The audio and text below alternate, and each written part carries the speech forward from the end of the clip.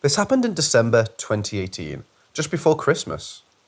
Me, two of my lads, we were 17 at the time, and a cousin of mine, 15, were camping in the woods of a friend's property. We were there for 5 days, pretty much all by ourselves except for water, that we would hike back to the house to grab for the day, since it was pretty impractical to get water ourselves for 5 days.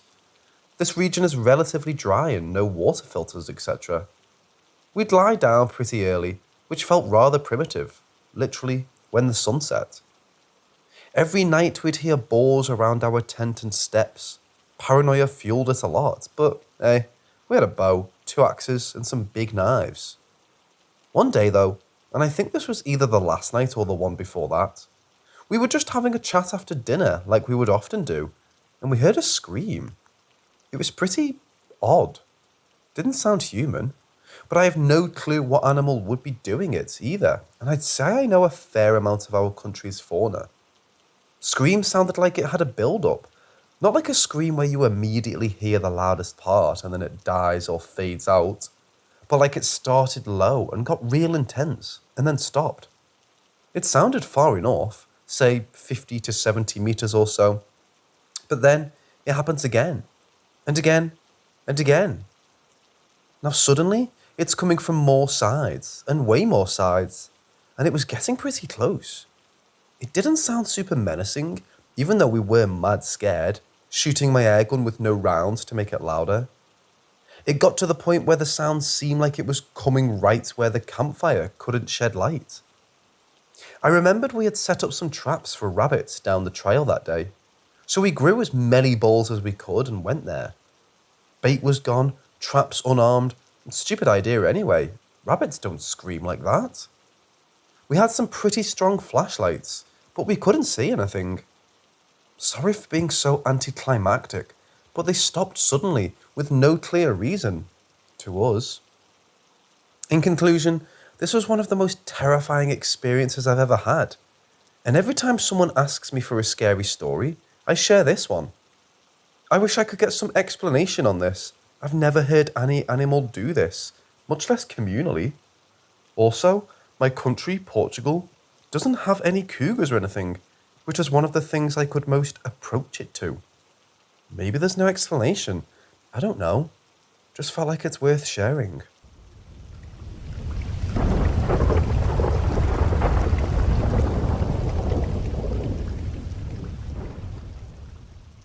I don't know what Americans do, but where I'm from, on the weekend closest to May 24th, we take Monday as a holiday in celebration of Queen Victoria's birthday, May 18th. It's a really big deal, like we have songs about it and everything. Anyway, for May 24th weekend in 2019, my group of friends and I decided to go camping. We scoured the surrounding woods of our town for a decent place to camp, and we settled on a little flat corner of a field at the bottom of a hill. The field is called Kennedy's Plains, basically an old homestead where the Kennedy family once lived. Only thing is though, Kennedy's Plains is situated right smack in the middle of the area, outside town called Fairy Run. Now nobody knew we were in Fairy Run, and I never told anyone until after. That's when the stories started to flood in. To add a little context to this, I'm going to use names in place of my friends. Don't want to use their real names. There was Sam, Zeke, Bren, Dick, Brad, Chris, Len, and myself. The camping trip started out pretty normal. We drove up on ATVs with trailers in tow, full of gear. We set up 3 tents. Bren and Dick's were on the far left. Sam, Zeke, and myself had ours in the middle. And Brad, Chris, and Len had the biggest tent to the right. We got a nice fire going and started cooking up some food.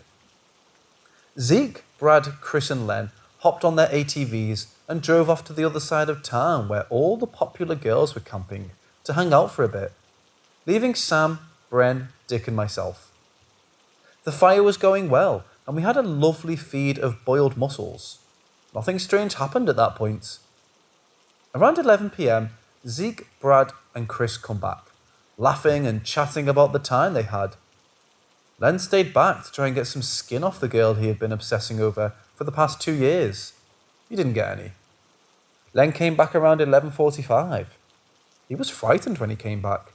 He said that just before he reached the field, a big figure darted out into the path before him and ran off into the trees. He said it was really fast, so it couldn't have been a moose.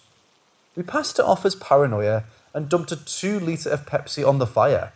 I also pissed on it, it's tradition, and settled in for some sleep. It was a pretty shitty sleep.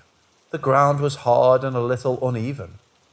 Zeke and I woke at about 5 a.m. to go piss, and both decided to head down to Pike's Pond for a little bit of fishing. We made it to the pond and fished for 45 minutes, and decided to head back, empty-handed. We got back and started the fire back up and cooked breakfast for the crowd. After that, we all decided to head down to Pike's Pond to fish and relax. A narrow woods path was all we had to take to get down there, but made it down fine. One after another, we got bored and decided to head back to camp. I left first and alone, but made it back to fine. Sam, Zeke, and Brad came back together. I thought they made it back fine, but they had something strange to say. They told me that they felt like they were lost and everything was unfamiliar. They thought they were walking in circles and said that they had been lost for almost an hour. Impossible, because it's only a 10-minute walk. Anyway, we packed up and left around noon. Of course, as irresponsible teenagers, we left a massive amount of garbage on the ground, and Dick even left his tent. The rest of the story continues 2 weeks later at Brad's shed. He had a huge crowd of like 15 people, small ass shed too. We started telling spooky stories. That's when I brought up Fairy Run. Brad's jaw dropped. He then started to talk about the night we were camping. He had a very strange experience. Brad woke up sometime in the night along with Chris. They heard a strange noise and a minute later, a hand pressed in on the side of their tent. The hand then made a streak and ran across the side of the tent, left to right. This should have been impossible. There was a massive tree behind their tent. The two got scared and told whoever it was to fuck off. Chris went back to sleep, but Brad couldn't. A little while later, Brad said he heard what sounded like the fire, starting to roar. This was impossible. We put the fire out before we went to sleep. He then said the fire sounded like it started to get louder and moved towards their tent. At which point, he said the fire started to circle the tent rapidly, but eventually went away. Brad tried to sleep and dozed off. Brad woke up another while later to the sound of footsteps outside his tent. Now, my ATV was parked to the right side of his tent, so he thought it was me. Brad called out my name, but instead a woman replied, "Yes?" He froze. There was no woman with us. The nearest house was about 1 kilometre away. Who came out there just to say one word? After he told us this, Brad said he will never go back there. He's too scared, and I don't blame him.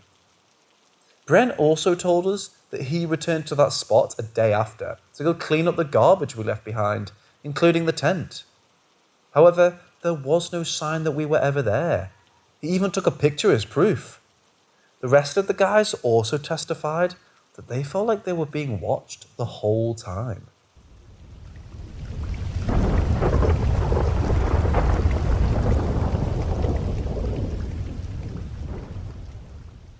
When I was in high school, I played trumpet in our school's marching band. We often travelled around the state, Missouri, to completing competitions. So my senior year, which was in 2013, we were playing at a competition held in Columbia, Missouri, at Mizzou University. Our school had made it to the finals, but we were going to be the last band to perform. This meant that by the time we were warming up to go on, it was nearly 10 p.m. Our band had a tradition of praying before every show. For those of us that aren't religious, we were allowed to sit out the prayer and just be respectfully quiet. My friend, I'll just refer him to as Matt, not his real name obviously, and I were two of those who always sat it out. While everyone was praying, suddenly Matt tapped me on the shoulder and pointed up into the sky. It was clear. I want to say early November nights, I'm not completely certain on that. Anyway, when I looked up, I saw what he was pointing at. It was a set of 3 very dull, sort of blurry lights in a fixed triangle formation.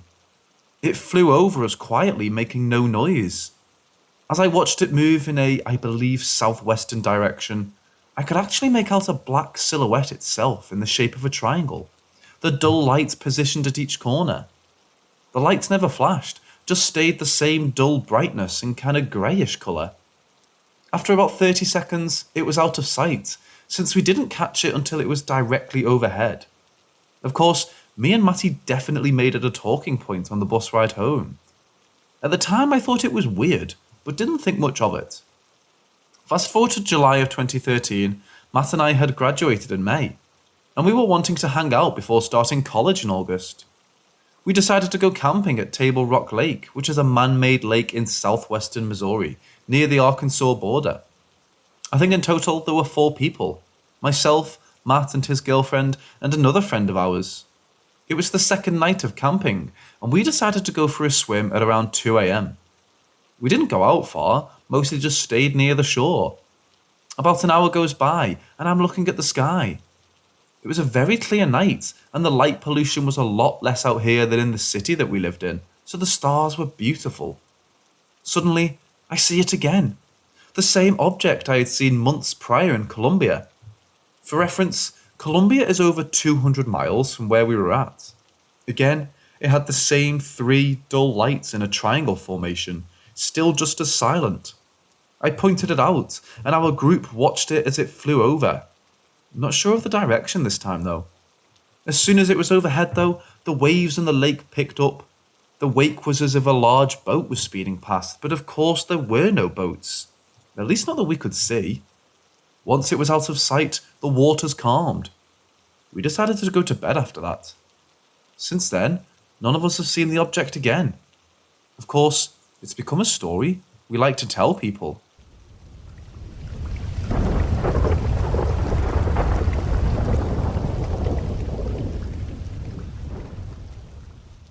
Something weird happened when I was camping and have no explanation. So we're out camping in the desert one day after Thanksgiving. It's a big group of people. I'd say about 10 families, all with RVs, motorcycles, outdoor riding toys, kids, etc. Me and my family were poor, so we had a tent. Inside my tent is a heater, 2 air mattresses on opposite sides of the tent, so one far left, then space for moving around, and the other far right, and our clothes, shoes, etc. Everyone's drinking and having fun. My daughter and my friend's daughter are asleep in my tent, 2 girls under 5. 1 kid is on each air mattress, and the portable camping heater is on. So we're outside having some drinks, music is going, people are still doing crazy stuff with the motorcycles, etc. I'm by the bonfire when in the corner of my eye, I see a man go into my tent. I immediately say, "Who the fuck went into my tent?" To which my friend says, "What?" But by this time, I'm in fight or flight, which means fight for me, so I sprint. And I mean sprint to my tent and bust open, trying to see what idiots went in my tent where 2 little girls are sleeping. Everyone else was supposed to be by the fire. When I got inside, I saw smoke, smelled horrible, and saw that a blanket fell over the heater that was next to the air mattress my daughter was sleeping in. The blanket was burning, y'all, like on fire, with 2 kids inside. I ripped the blanket off the heater and threw it out of the tent, ventilated the crap out of the tent, all while the 2 babies slept peacefully, completely unaware or bothered. Had I not gotten there when I did, I honestly think the tent would have caught fire with my kids in there. I'm glad I made it in time and everything was fine, but who the fuck did I see go into my tent? I asked everyone and no one saw anyone go in. Everyone was accounted for. Who did I see? If I hadn't seen this man go in, I would have checked on the kids. I think about this almost every day.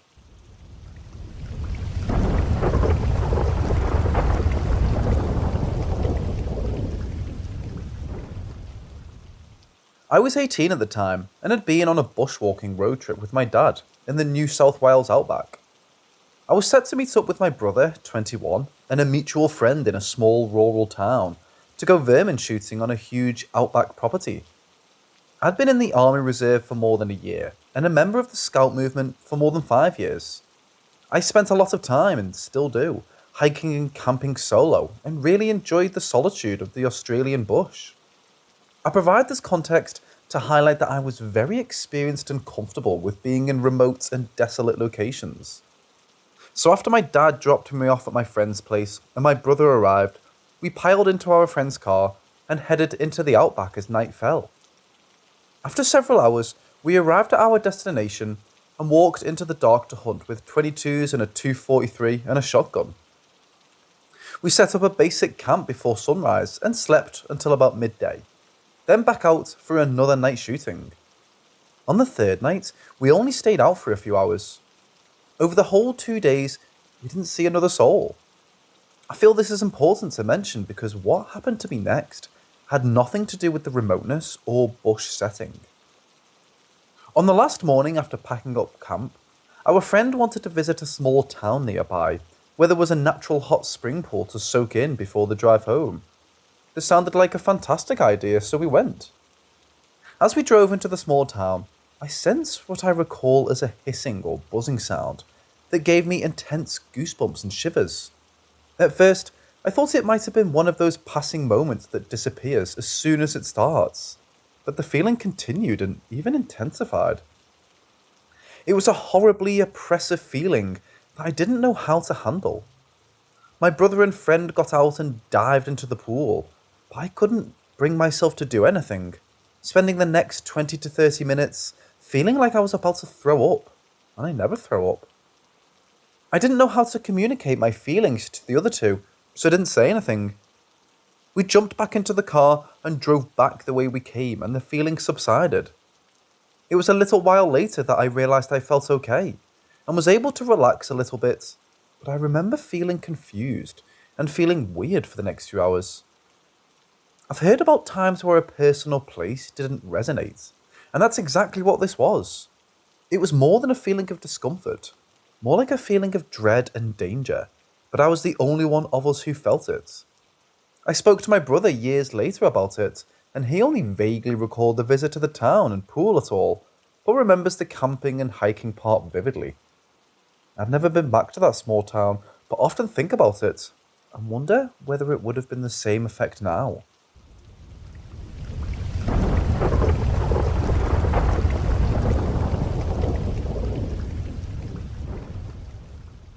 I've never been one to really believe in ghosts or the paranormal.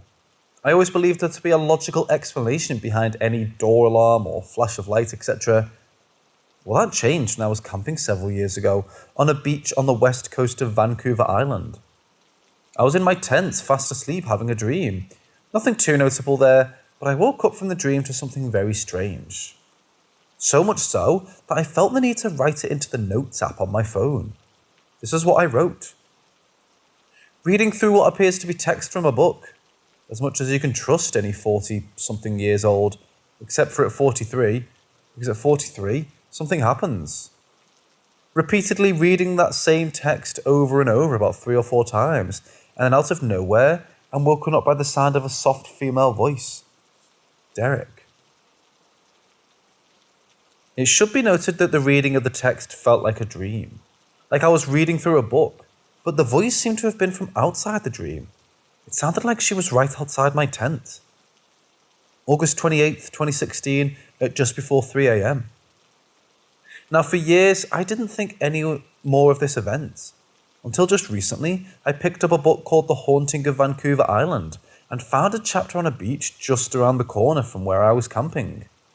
The author had an experience so similar, I couldn't help but get chills down my spine just reading it. His speculation was that the beach was haunted by the ghosts of the passengers of an old steamer that sank just offshore back in 1906, named the Valencia, where 136 people died, including 17 women and 11 children. To this day, I still get goosebumps thinking about this, and it's really opened my mind to the possibilities of another dimension where spirits roam.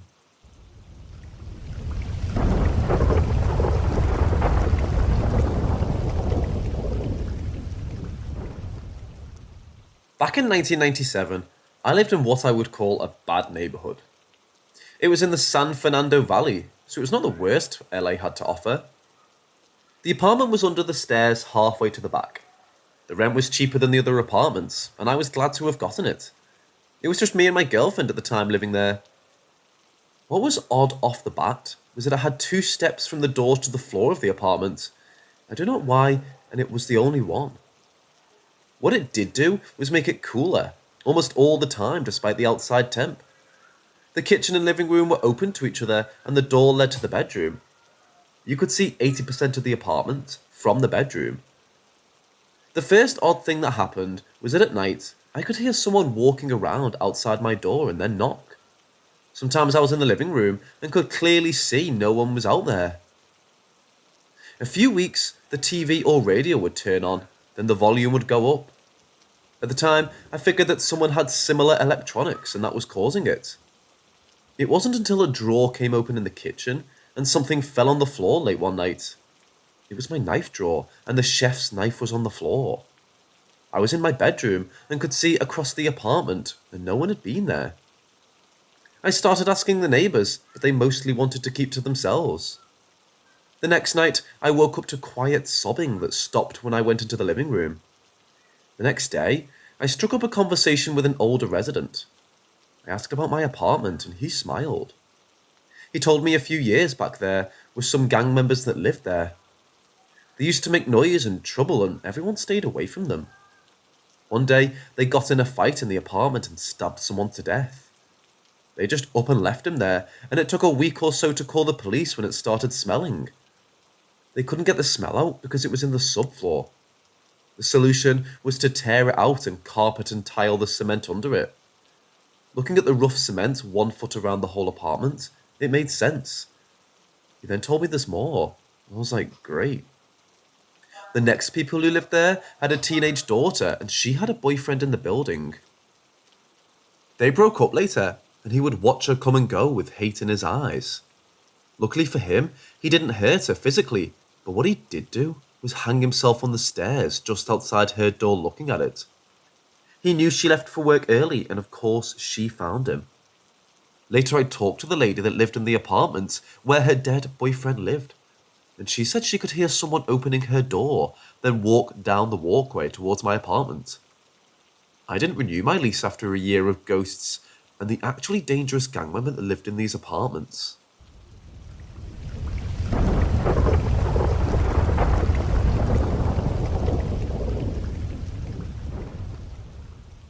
It was early autumn in 1999, and I was camping with friends in the West Country, UK.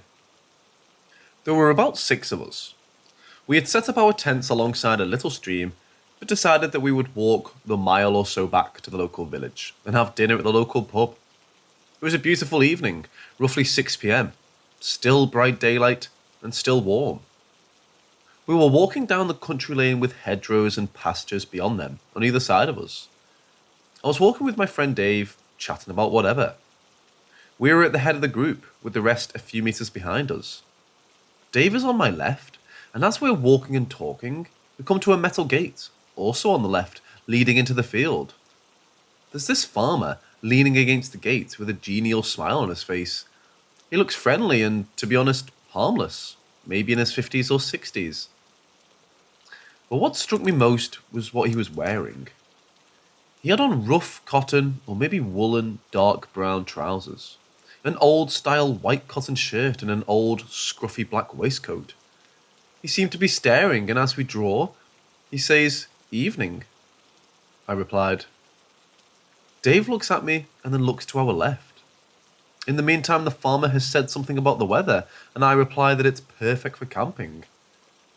We don't stop walking or slow our already slow pace. I once a few meters away, turn to Dave and say, "Did you see what he was wearing? Like it was the 1940s or something." Dave turned to me with a confused look on his face. Who? Who are you just talking to?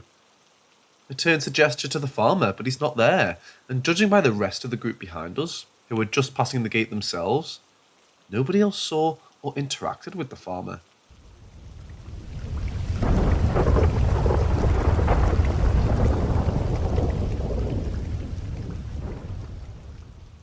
This happened to one of my friends. He and 2 of his buddies decided to go camping one weekend in the Uinta Mountains, Utah. They wanted to go out in the middle of nowhere to really get away from civilization and just chill and fish and stuff like that.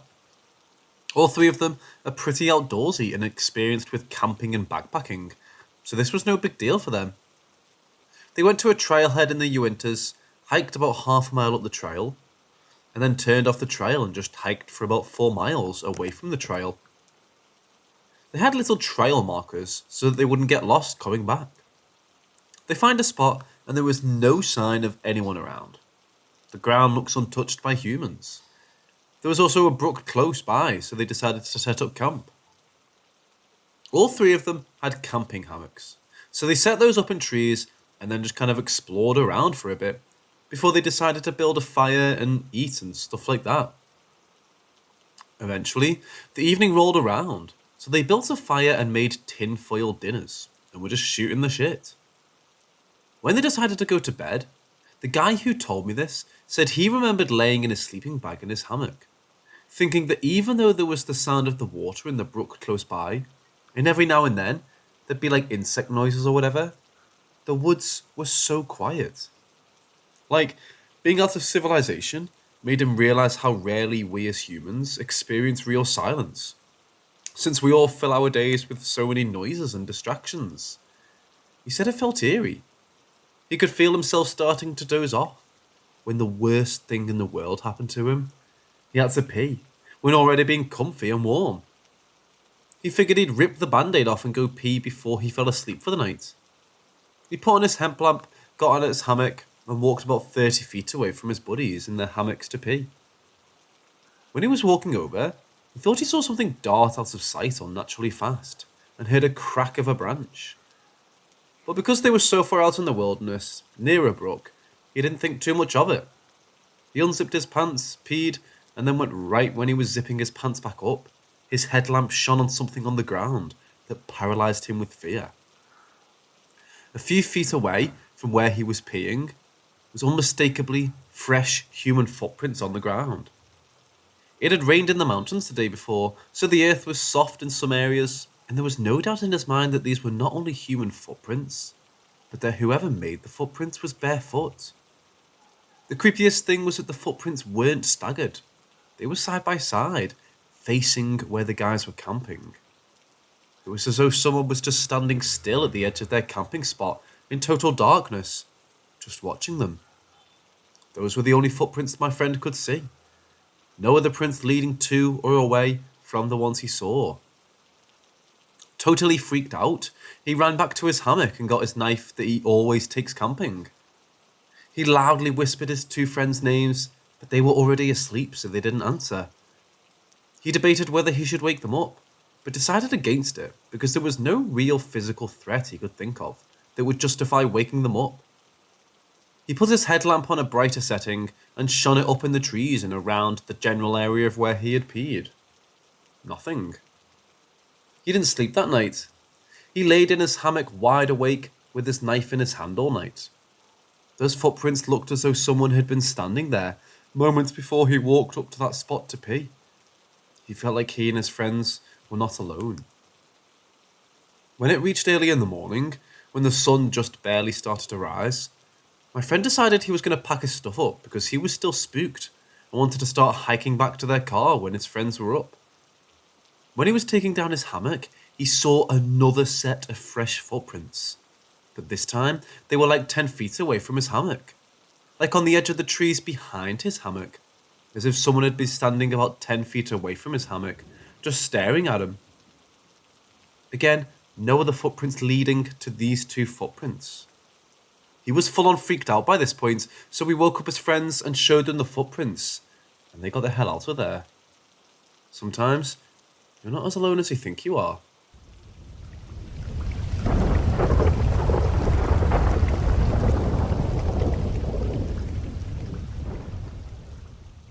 This happened many years ago. I think maybe 2010 or 2011. It was winter break, and I was out in the woods camping with 3 other friends. I've been camping on an almost weekly basis for years, and occasionally for my whole life, and was very familiar with the whole experience of it. For some reason, I was really complacent this time, and didn't prepare very well. It was about 0 degrees, well below freezing, and I just have a sweatshirt and a jacket. Walking around I was doing fine, although my feet were cold, I remember. We found our spot to make camp for the night. We don't use tents or sleeping bags. We built a fire and chatted. I'm growing increasingly miserable as I can't get warm, even with the fire going, especially my feet. I got my feet really close to the fire, boots on, and I can't tell if they're warming up or not. Take the boots off and still can't tell. Can't keep them too close because they'll burn, and I'm so cold I won't feel it if they do. I remember being so desperate for warmth, I repeatedly asked my friends if they'd give me anything they have. The only extra piece of gear anyone had is a poncho. I took it, knowing it'll probably do nothing, but I'm really desperate, and I wrapped myself up in it like a blanket. I didn't want to be the reason we have to pack up and go back early on the first night, so I try to just endure this as best as I can. I'm laying there on the ground, so damn cold, and I remember feeling a bit sleepy. I went into it and passed out. After some unknown amount of time, everything from here on was relayed to me later, some large creature comes crashing through the forest, snapping branches and making all kinds of crazy sounds. My friends try to wake me up, but I'm unconscious from the cold and won't wake up. This creature comes up to right behind where I'm laying on the ground, and my friends are yelling at it, and it supposedly is acting very loud and seemingly aggressive, shaking trees right behind me, maybe about 15 feet away. This would be a good point to mention there are no bears or major game in this area, other than deer. Friends and I all grew up in a wooded country area and know the behaviour of deer well. They don't violently break and shake trees with this intensity. The creature has a standoff with my friends for a few minutes, and I still won't wake up. They make the decision to escape with their own lives and leave me laying there on the ground. I don't blame them. Do what you gotta do. Sometime in less than what I guessed to be 30 minutes after this, I woke up. I felt a strange sense of peace and comfort. Somehow I was warm. Despite hours next to the fire and still descending into hypothermia and temperature continuing to drop, nobody tending the fire, I woke up and was warm. I woke up, as I said, with a feeling of peace. Immediately noticing my friends aren't here with me, I'm unfazed by it and I'm just perfectly content to sit there and exist. After maybe about 10 minutes or so of sitting there awake and warm, I hear my friends coming back. They see from a distance my silhouette sitting next to the fire and run back. They're urgently asking me questions if I'm okay, what happened, etc. Told them I don't know what they're talking about. They relayed this to me, and their decision was we're going back home early because of that.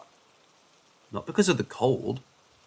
We all talked about our experiences, and were pretty confused by the whole thing. My feet were purple for like 2 months. I constantly had a slight feeling of being cold, and the skin on my feet and legs hurt a lot for a while. Healed up fine, although I think I get cold easier now. Been about 10 years since this happened, and everybody is still very curious about it. I'm very convinced it's not a joke.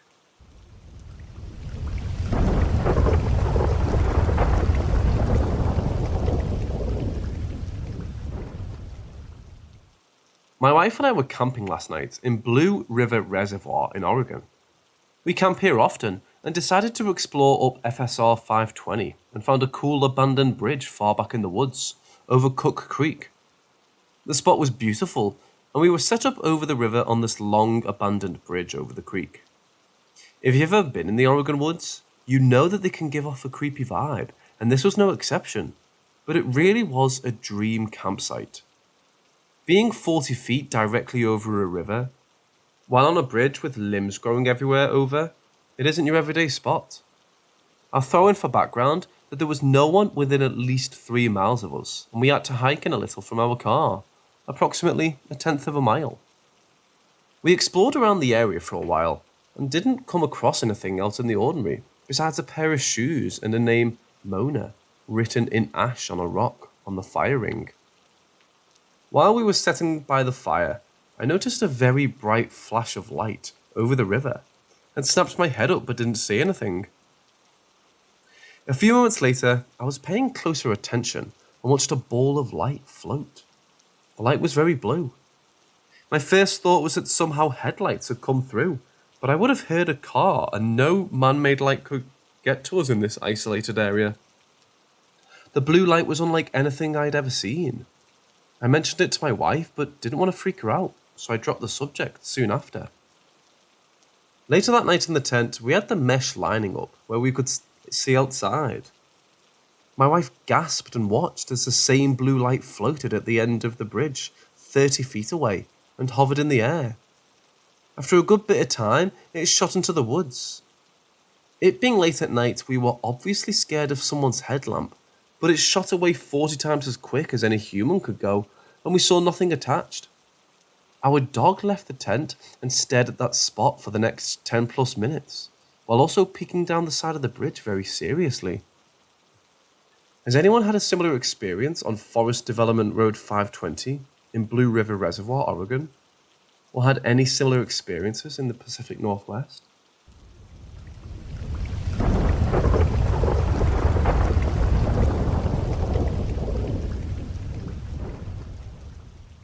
Have you guys ever seen burial grounds in the middle of the forest? Have you wondered what a burial ground is doing there? What happened in the forest to have a burial ground in the middle of the forest? So this incident happened during my university days, just before graduation. So I had to sign up for a camping retreat held by my university. Since I thought I would be with my friend throughout the camping session, I thought it wasn't a bad idea after all. So I met with her and the rest of them with my luggage bag back at our university after our classes that evening. The camping trip was a 3-day retreat, and we hoped that we would have fun during the camping session. We waited for the bus in front of our university, and the person in charge of this camping retreat took our names before entering the bus. Everything went smoothly till we reached the campsite, which was a real forest site. There were some lodges nearby, and we checked in one of the lodges opposite the forest. The place was hilly, so the chilly fog covered our visions of the mountains in front of us. Our cheeks were red due to the chilly air that pierced our cheeks. My friend and I shared a room, and we were excited about it. Once we got up to our rooms, I was pretty disappointed by the room condition.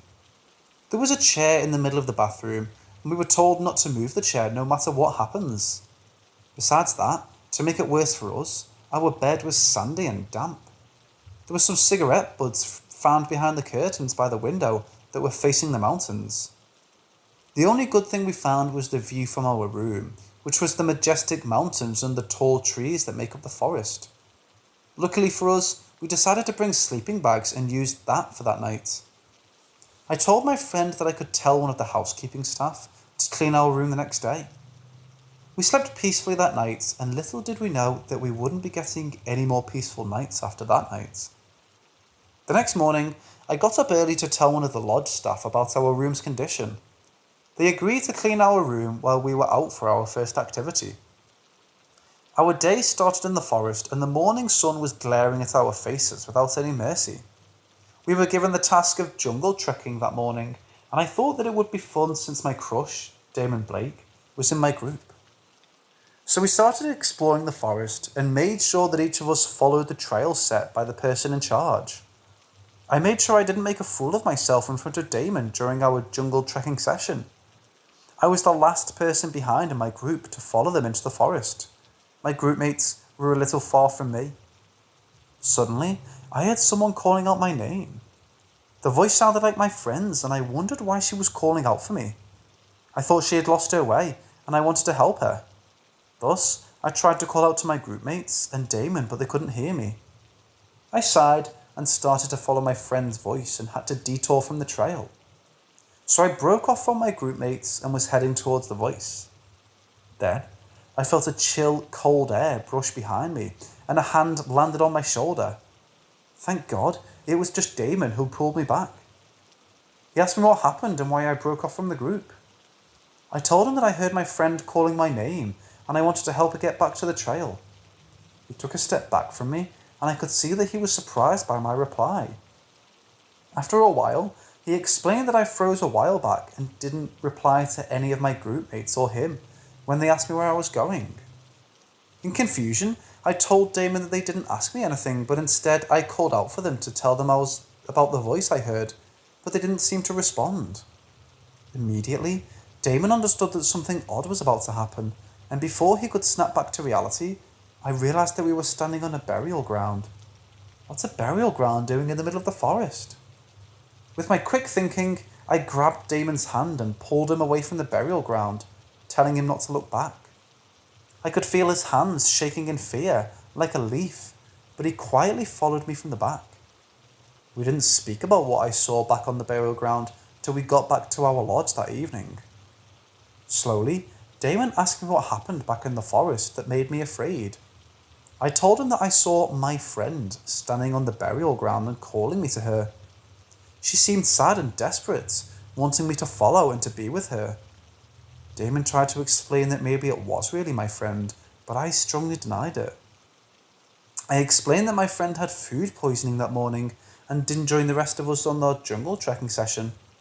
I knew this because I told her to take a rest in our room and told the person in charge about her condition.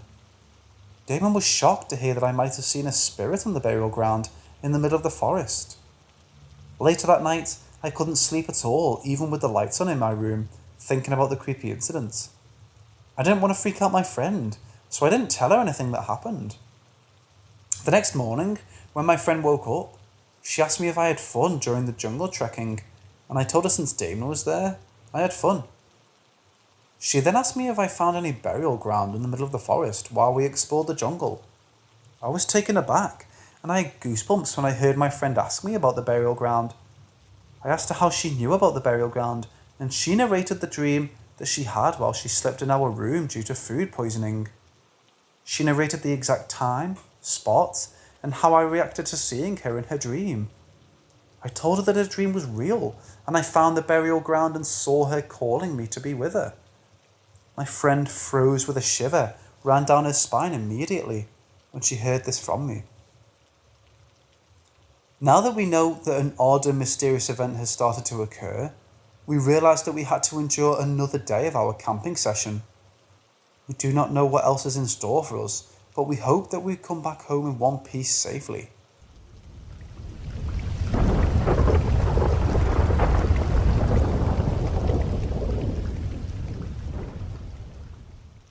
Back in January 2022, I wanted to go on a self-healing trip due to the passing of my best friend a year prior.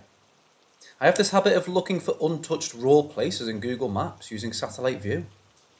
I usually just look at it for hours, zooming in on places I think are difficult to reach, and start Googling for information about that place. And I found an island, a beautiful white sandy beach island. At least that's what it looked like from satellite view. I'll not disclose this island's name because I want to keep it a secret from tourists in hope that it won't be exploited into a tourist island so I can return one day to enjoy its beauty once again. I had several more options, but I fell in love with this one just from the satellite image. I'm a dive master who has lived several years on several beautiful islands, so I can at least tell you that this island is perfect. It's a small island, approximately 0.83 kilometers squared, no high terrain, and it's protected by some sort of wave breakers and sandbanks, just about 300 meters from the shore, making the beach safe from big waves. I was told by the locals on a nearby island that the wave breakers are new islands. I think it was formed by underwater eruptions.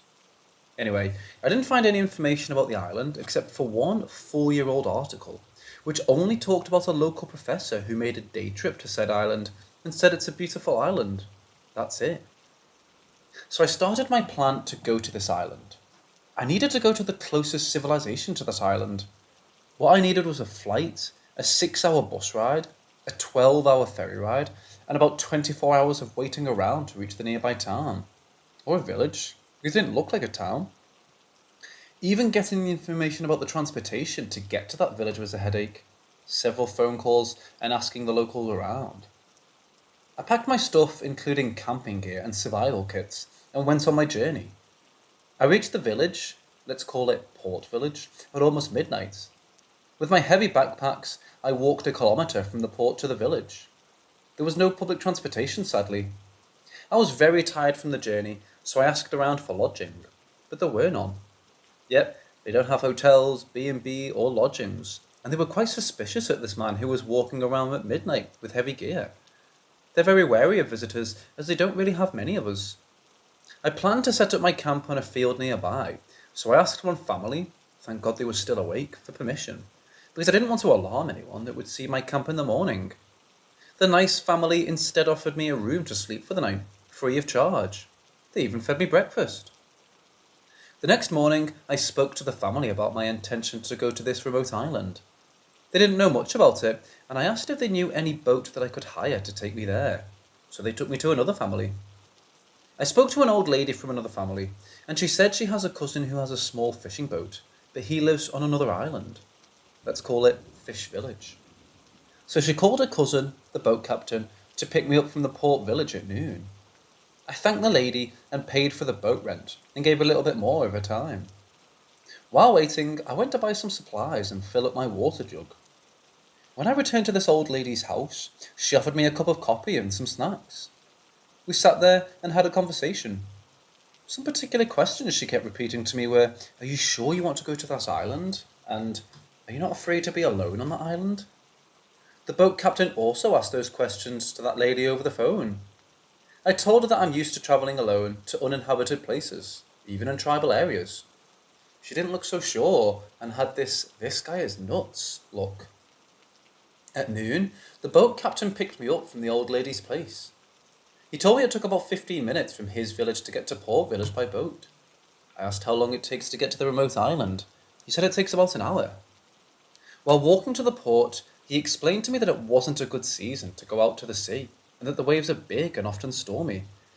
I asked if it was safe, because if not, I had to stay a month in that village to wait out for the rainy season to end. He said it's okay.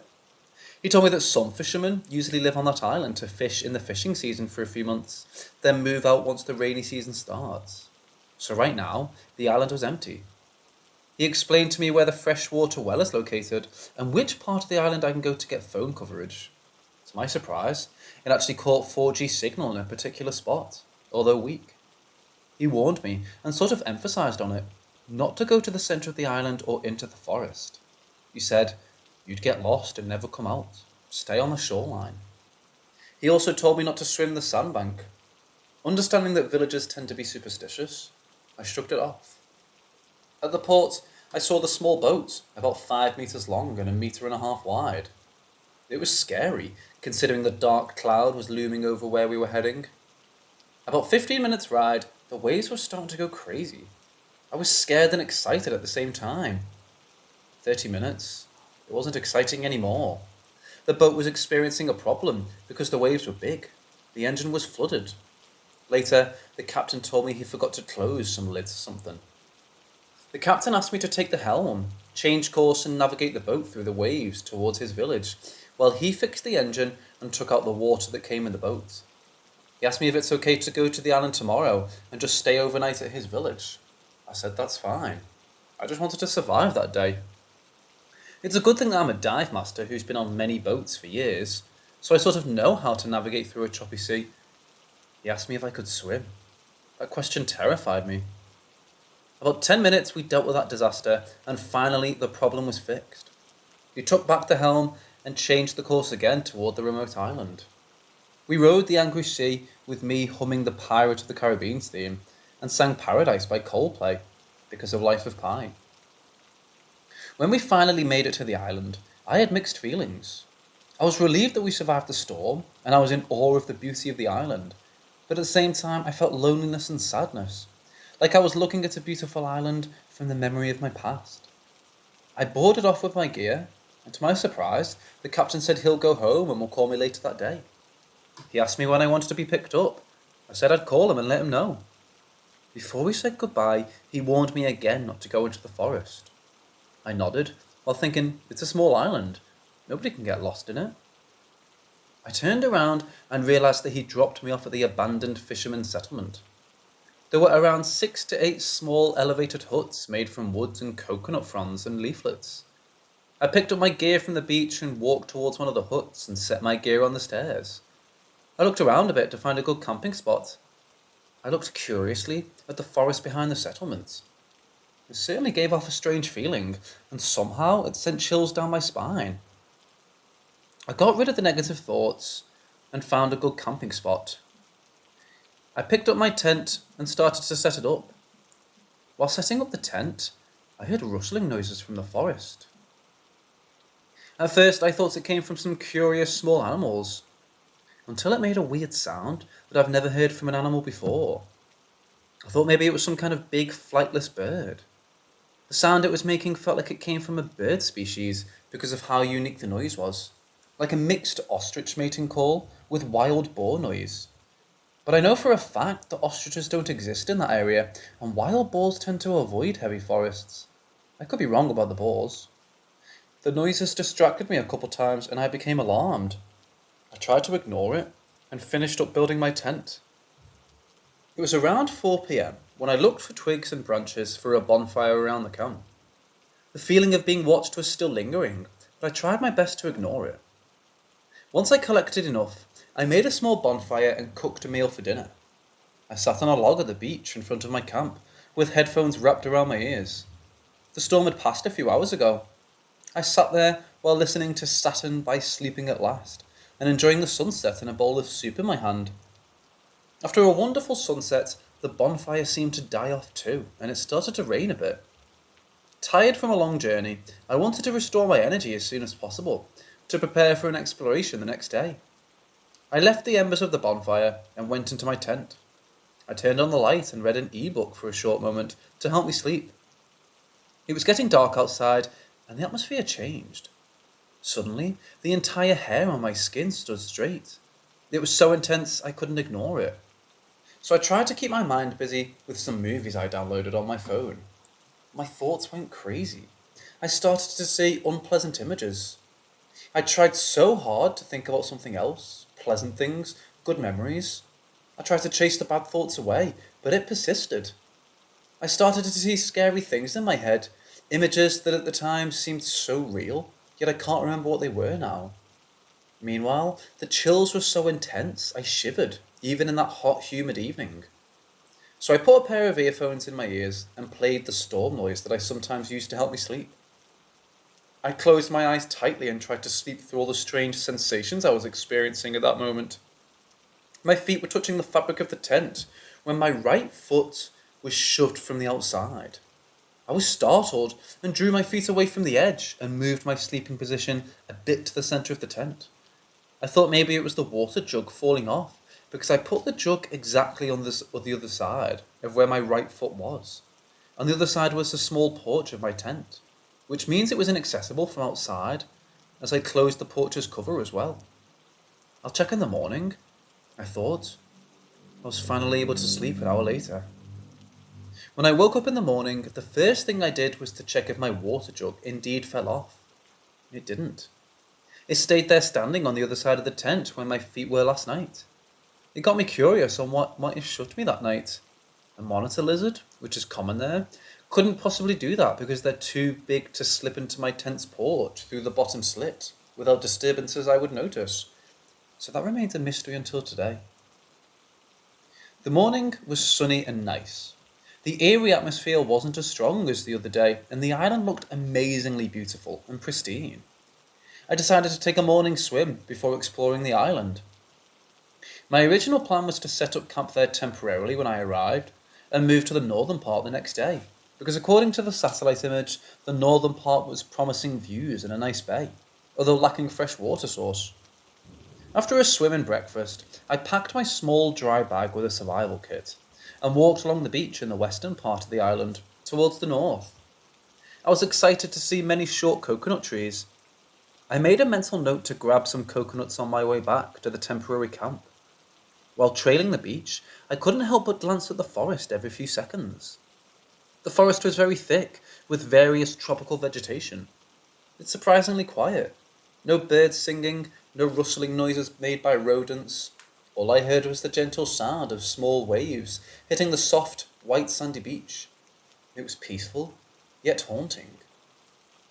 Most of the northern part was covered with pine trees. I stood on a small cape and scoured the area. It's where I got phone coverage and a weak 4G signal. My friends' messages started coming in, and I checked on them and sent them pictures and videos that I made to the island. I then went to the bay and explored the area. I went into the pine forest and found a nice camping spot. The forest's atmosphere wasn't as heavy as the west part of the island, though I was still feeling cautious because of my experience the previous day. I stood still and looked around, trying to hear or see if anything was lurking in the shadows of the trees, but found nothing. I checked a satellite image of the island on my phone and found that there was some kind of marsh just a little bit to the east of the pine trees. I wasn't sure if I wanted to move to the north, very close to the marsh, and far from the fresh water source, but I didn't want to go through yesterday's terrible experience anymore. I'll decide later, I told myself. After I'd seen enough of the northern part, I returned to my camp, and I made a stop to take some of the coconuts on the way back. Back at the camp, the strange atmosphere returned, and it started to affect my mental state. I hadn't recovered from the grief of losing my friend.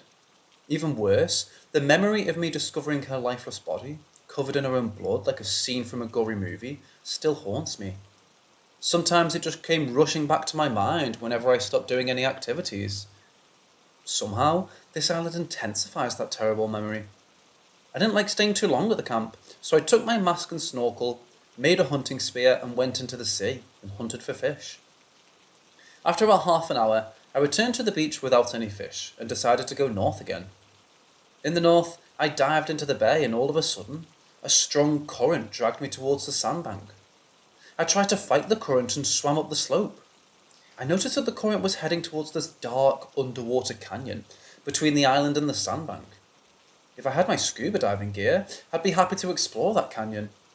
Exhausted, I walked out of the bay and sat in the shade of pine trees, watching a fisherman's boat passing by in the distance. Out of nowhere, I started to cry. I wasn't sure why. A few moments passed and I stopped crying. I picked up my things and headed back to camp, worried that the high tide would close my way back and I had to go into the forest to get back. On my way back, I saw a man near my camp taking pictures of me with his phone. I walked up to him and he smiled and greeted me. I was confused as to why there's another person on the island as it's supposed to be empty. He said he wanted to talk.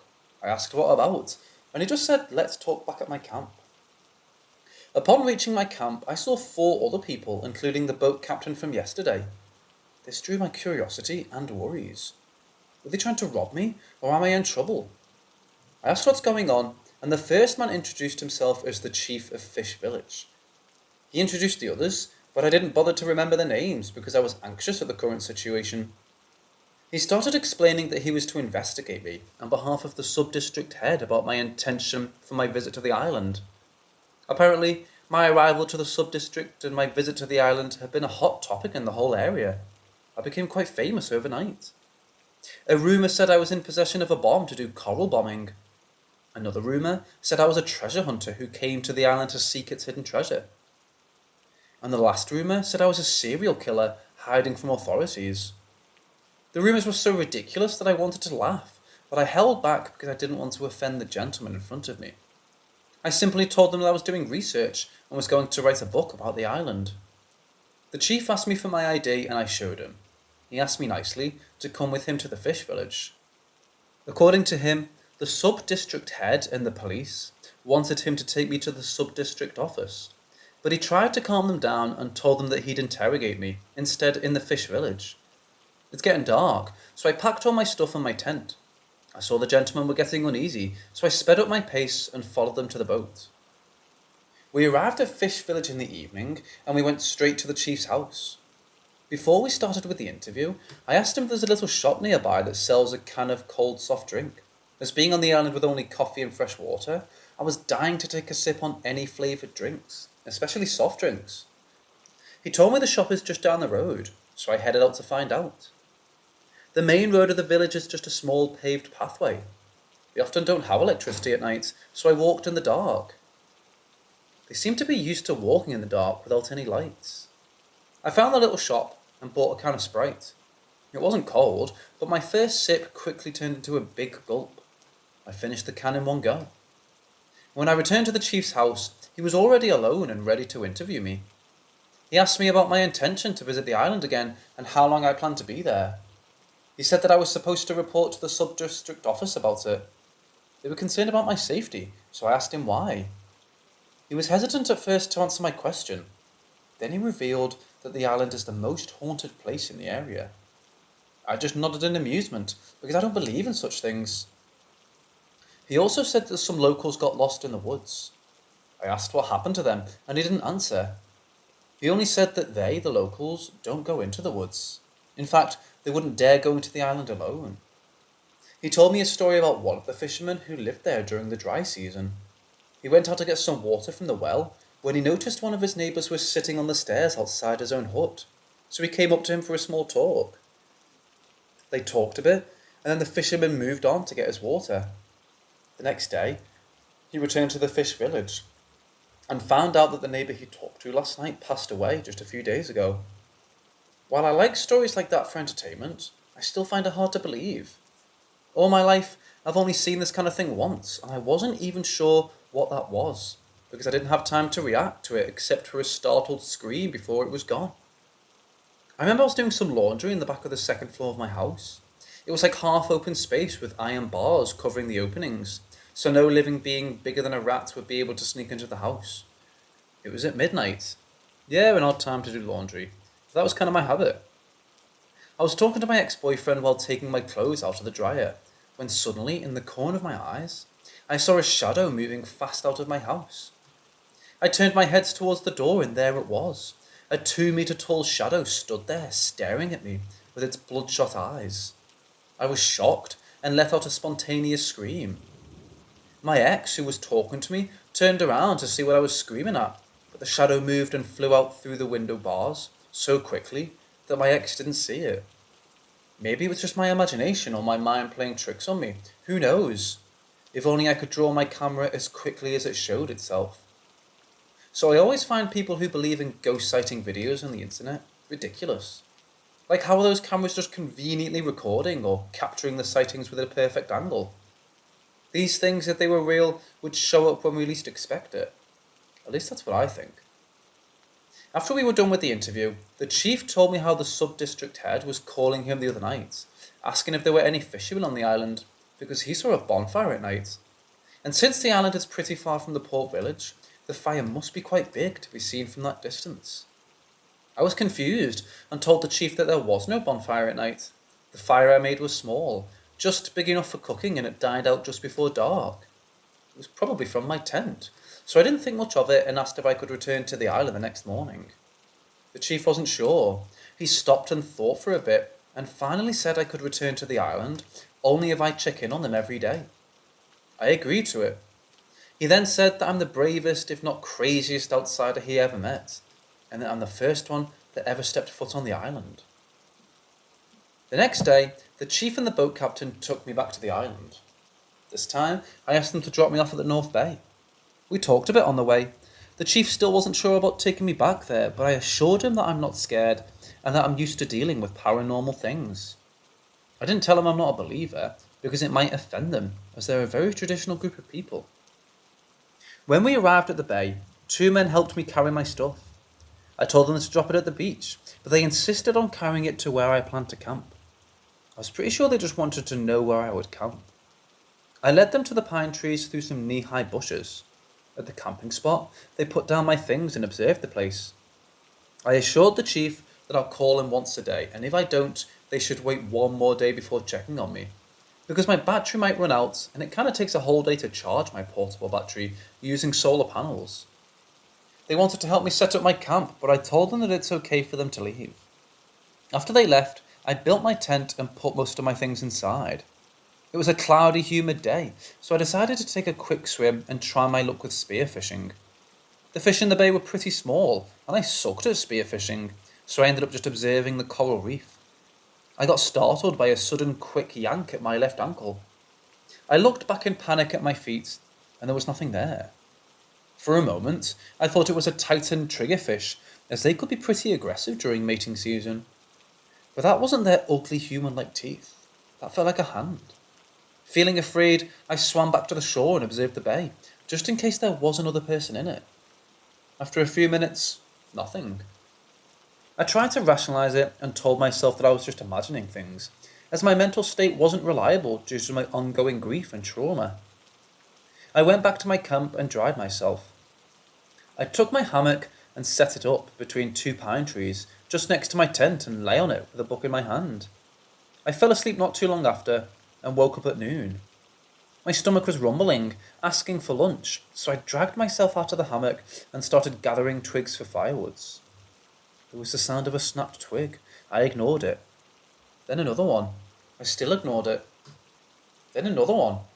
It was hard to ignore the third time, so I looked around trying to pinpoint which direction it came from, but the sound disappeared as quickly as it came. I stood silent for a few seconds, focusing on my hearing, but nothing, just the sound of waves in the distance. So I continued gathering firewood while mumbling to "You don't exist" a few times. A twig snapped one more time, and I too snapped. I yelled, "Oh, for fuck's sake, leave me alone, will ya?" At the point I was more annoyed than scared. The twig snap noises stopped. I continued on making a fire to cook for my lunch. Nothing much happened the whole day, as I was being lazy and didn't do much aside from reading a book and did a little jog along the bay. In late afternoon, I went to the west part to enjoy the sunset. At this time, the tide usually was high, and it would take a swim over the mangroves or cutting through the woods to get to the abandoned settlement, and it takes about 10 or 15 minutes to walk from the northern part.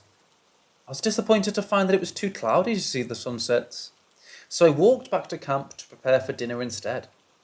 It was starting to rain around 6 p.m, just when I started the fire. I let the rain put out the fire. Meanwhile, I washed myself from the saltwater residues with the rain before getting into my tent. I had to settle with hard protein bars for dinner instead. The rain was pretty heavy and I loved it.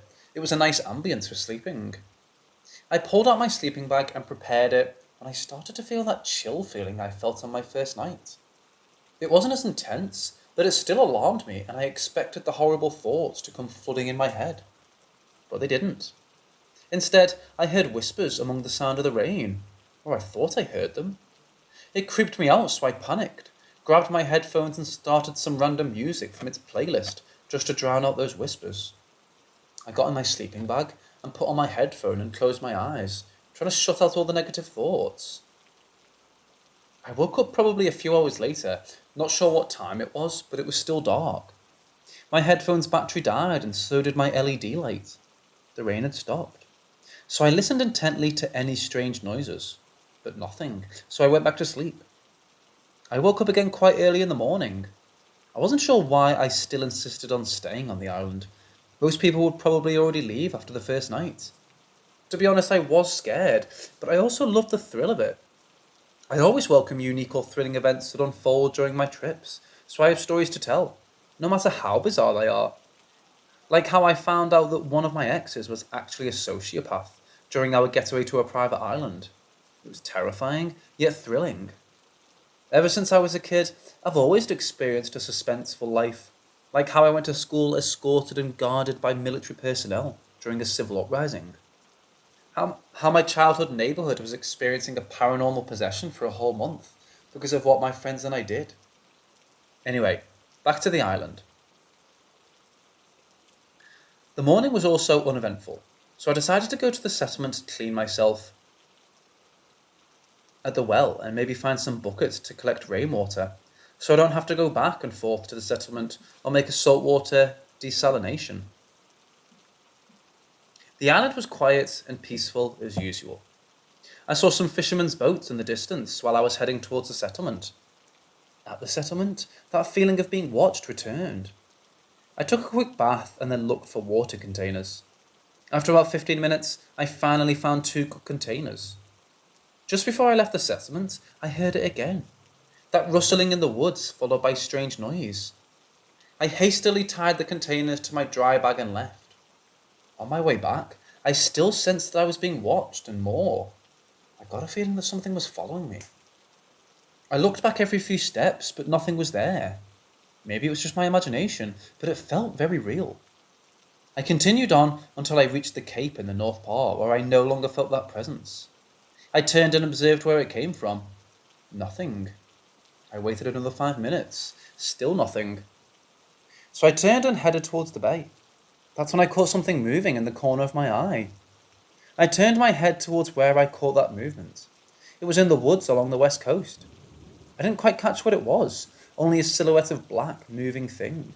A shadow or something else, I'm not sure. Now I got goosebumps. I quickly ran to my camp. I looked for my phone and headed back to the Cape where I could make a phone call. I called the boat captain a few times, but it didn't get through. Maybe he was out fishing. So I tried calling the chief. He picked it up on the first try. I calmly talked to him and told him I'm doing okay. I didn't want to sound panicked or scared and embarrassed myself after what I said to him the last time. I asked him if he could arrange my pickup in the afternoon. He said it wouldn't be possible because it looked like the storm was coming. He asked me if the next morning was okay. I went silent for a few moments and then said it's okay. We talked a bit more and then I said see you and hung up the phone. I went back to my camp and didn't even bother to cook lunch. I stayed in my tent the rest of the day. It was also raining, so I only ate a few protein bars and snacks. I didn't feel like leaving my tent. It was my safe space. I put on my earphones and watched some movies on my phone until it got dark outside. I put my phone on charge and turned on my LED lights. It was still raining and heavy too. That's good. That means I didn't have to hear any strange noises outside. I was wrong. I heard it again. Whispers. I couldn't make out what they were saying. First because of the rain, and second, I didn't want to listen to it. Since my phone was on charge and I forgot to charge my wireless headphone, I had nothing to distract me from those whispers. My nape hairs stood up and I got goosebumps. To distract me from these creepy situations, I started to sing Mr. Blue Sky and YMCA. Weird choice, but they kind of make me feel happier. I kept on singing them on repeat until I fell asleep. I was woken up by a pat on my right shoulder. I'm still not sure if this was a dream or if it actually happened. I opened my eyes and looked around in my tent half asleep and saw nothing. I mumbled something. I didn't know what I said, and I went back to sleep. The morning came and the rain had completely stopped. I brought my phone to the Cape and called him, asking him what time he'd pick me up. He said in 2 hours. That gave me enough time to pack up my things, and that's what I did after. The chief came half an hour late, but I was relieved to get picked up. I greeted him, and the boat captain and both helped me load my stuff on the boat. I didn't tell them about the strange things that had been happening on the island. He told me that the ferry won't be there till Thursday, so I could stay in his house for a few days. When we left the fish village and I stayed at the chief's home, nothing much interesting happened after that, except for one of the nights, when I saw what must have been a lightning strike in the sea. So close that I thought the generator exploded. The island, which is translated as many mosquitoes from the local language, is still one of the most beautiful islands I've ever been to. And I've been to many beautiful islands, and also the strangest I've experienced in my life. I'd love to return to the island, but with some friends. I still refuse to believe in paranormal things outside the realm of entertainment, because if I don't believe it, it can't hurt me.